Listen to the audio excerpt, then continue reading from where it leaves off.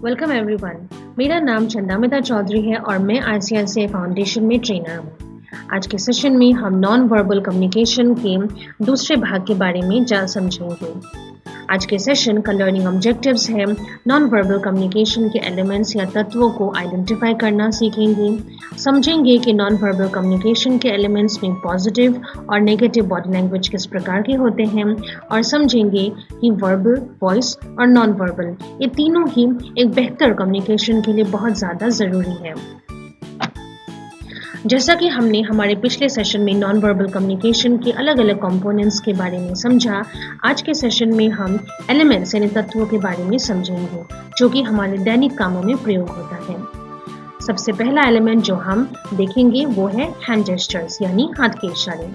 जब भी हम बातें करते हैं, आपने देखा होगा कि हमारे बातों के साथ साथ हमारे हाथ भी ऑटोमेटिक मूव होते रहते हैं। इन्हें हम हैंड जेस्चर्स बोलते हैं, जो कि पॉजिटिव और नेगेटिव दोनों हो सकते हैं।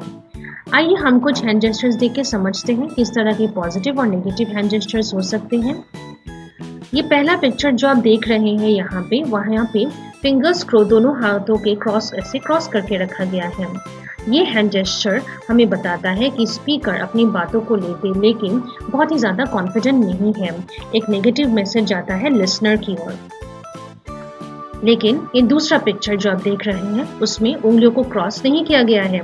यहाँ पे फिंगर्स को ऐसे ज्वाइन करके एक ट्रायंगुलर पैटर्न बनाया गया है। इसको हम स्टीपलिंग कहते हैं।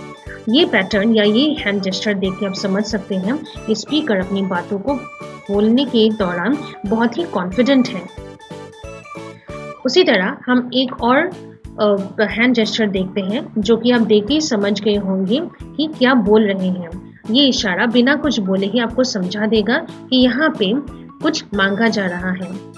ये तीन प्रकार के हैंड जेस्चर्स को देख के हम समझ सकते हैं कि हमारी बातों के साथ हमारे हैंड जेस्चर्स लिसनर को हमारे मन के इमोशंस, क्वेश्चंस या फिर भाव को बहुत ही अच्छी तरह से समझा देते हैं या दर्शा देते हैं। अगला एलिमेंट जो हम देखेंगे वो है फेशियल एक्सप्रेशंस। हमारा फेस हमारे मन के इमोशंस और फीलिंग्स को हमारे जाने बिना ही एक्सप्रेस कर देता है। आइए हम कुछ फेशियल एक्सप्रेशंस को पॉजिटिव और नेगेटिव के हिसाब से समझने का कोशिश करते हैं।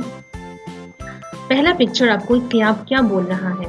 व्यक्ति एक लिसनर है जो स्पीकर की बातों में बिल्कुल भी इंटरेस्टेड नहीं है। एक नेगेटिव मैसेज जा रहा है स्पीकर की ओर। सेकेंड पिक्चर में आप देख सकते हैं कि लिसनर स्पीकर की बातों में थोड़ा डाउट यानी कि संदेह कर रहे हैं। ये भी एक नेगेटिव मैसेज दे रहे हैं स्पीकर को।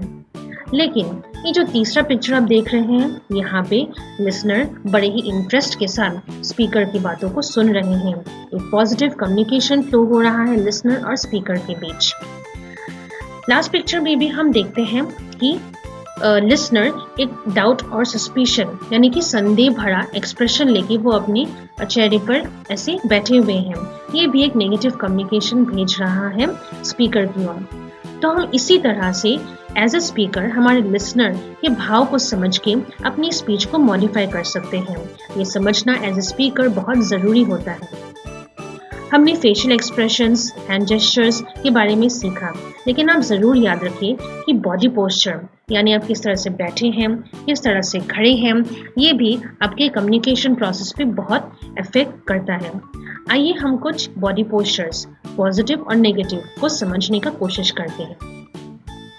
पहले पिक्चर में लिसनर एक जिद्दी यानी स्टबॉर्न पोस्चर में बैठा हुआ है। अपने पैरों को हाथ से पकड़ के एक पैर के ऊपर दूसरा पैर रख के किसी भी बात को ना मानने का एक्सप्रेशन लेके वो बैठे हैं। दूसरी पिक्चर में अगर हम देखें कि लिसनर एक विथड्रॉन पोजीशन में बैठा है। उन्होंने हाथ ऐसे क्रॉस करके रखा है और एक पैर दूसरे पैर के ऊपर रख लिया है।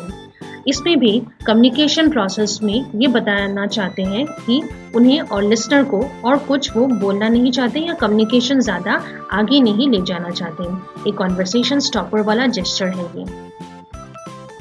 तीसरे पिक्चर में हम देख रहे हैं कि लिसनर बहुत ही कैजुअली स्पीकर की बातों को सुन रहे हैं। ये एक नेगेटिव मैसेज भेजता है स्पीकर को। स्पीकर को लगता है कि लिसनर को उनकी बातों में बिल्कुल भी इंटरेस्ट नहीं है। लेकिन जो लास्ट पिक्चर है ये देख के एक पॉजिटिव कम्युनिकेशन आ रहा है।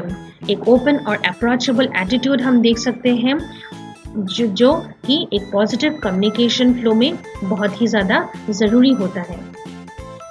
सारे एलिमेंट्स को ध्यान से समझने के बाद हम देखते हैं कि पॉजिटिव बॉडी लैंग्वेज के किस प्रकार के हो सकते हैं, जैसे कि स्टीपलिंग, हाथ फैला के बात करना, ओपन आर्म्स, किसी को देख के हाय हेलो हाथों से इशारा करना, एक हैंडशेक देना जब भी आप मिलते हैं।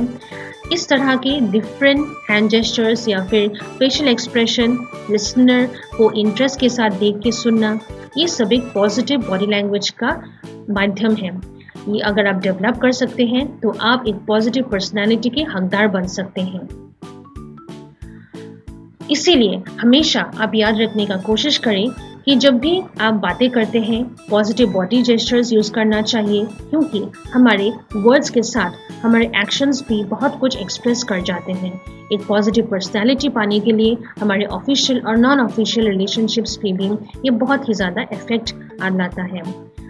आशा करते हैं कि आज का सेशन नॉन वर्बल कम्युनिकेशन के ऊपर आपके लिए बहुत ही लाभदायक हुआ होगा। Thank you.